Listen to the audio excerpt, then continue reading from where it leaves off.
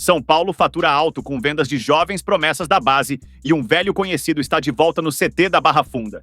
Acompanhe agora as principais notícias do tricolor de hoje.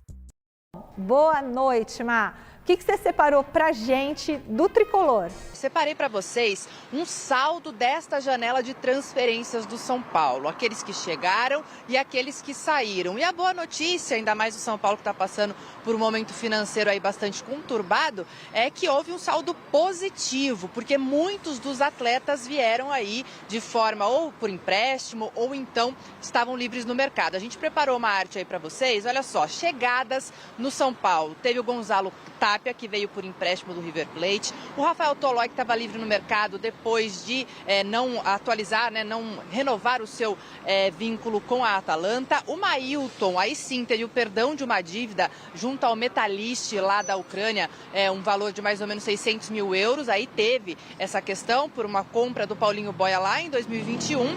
E o Rigoni, que veio por empréstimo também. Tem também o Juan Dineno, que veio, mas foi na janela um pouquinho antes da Copa do Mundo de Clubes, que teve toda aquela janela que outros clubes brasileiros ali também e que participavam do Mundial conseguiram fazer essas contratações. Agora, as saídas do São Paulo geraram dinheiro para o clube. Então, o lateral Ângelo, que é do Sub-17 do São Paulo, ainda tem 16 anos, teve aí um valor de 31,7 milhões de reais vindo para o São Paulo do Strasbourg, da França.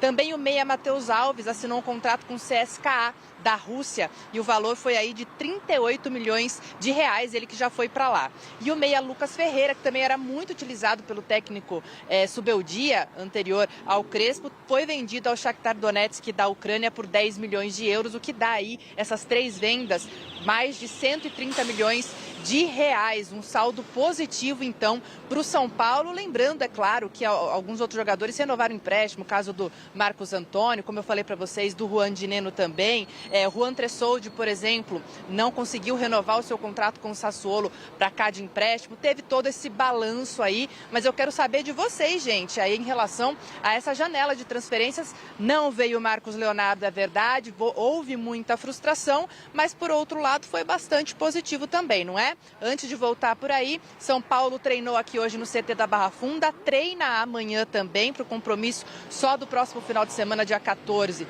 com o Botafogo. E a novidade do dia foi a presença do Rigoni aqui, mas só amanhã é que ele vai programado de fato para treinar com os companheiros. Tá certo, gente? Bom final de semana para vocês.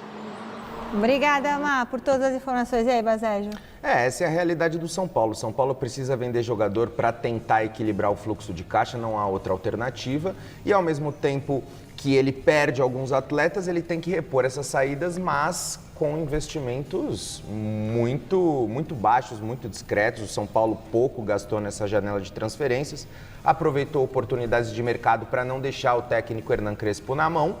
Você pode discutir se os nomes que chegaram são tão bons quanto os nomes que saíram, mas os nomes que saíram também são promessas, ninguém sabe no que eles vão vir a ser como jogadores de futebol. Ainda assim, eu vejo o elenco do São Paulo um elenco muito equilibrado, é um elenco que talvez não esteja entre os melhores do país em termos de nomes, mas coletivamente o Crespo tem conseguido dar liga nessa equipe e o São Paulo vai aí para essa reta final de temporada com boas perspectivas. Na Libertadores, vamos ver se esse sonho do tetracampeonato se confirma, mas de fato Palmeiras, Flamengo, todos esses times ainda estão muito à frente do São Paulo. Eu só tenho uma curiosidade para passar para quem está nos acompanhando, o Rigoni, que está voltando ao São Paulo depois de 3 anos, e ele não fez uma grande sequência nesse período. Em 3 anos ele marcou só 7 gols e deu 7 assistências. No mesmo período, por exemplo, que saiu o Thiago Volpi do São Paulo, no mesmo momento, o Thiago Volpi como goleiro já tem 16 gols, ou seja, o Thiago Volpi na carreira tem mais gols em 3 anos do que o Rigoni tem de participação de gols. 7 marcados, mais 7 assistências. Vamos ver se no São Paulo ele consegue se reinventar e ajudar o time, Ele foi contratado para ajudar e não para ficar ali no banco como uma estátua. Muito bem. Galera, às vezes não dá para entender essas movimentações de mercado do São Paulo. Vender jovens promissores para contratar jogadores do nível do Tapia e do Dineno, para mim, não faz muito sentido. Mas essa é minha opinião. Deixe nos comentários o que você pensa sobre tudo isso e também sobre a volta do Rigoni. Valeu e até a próxima!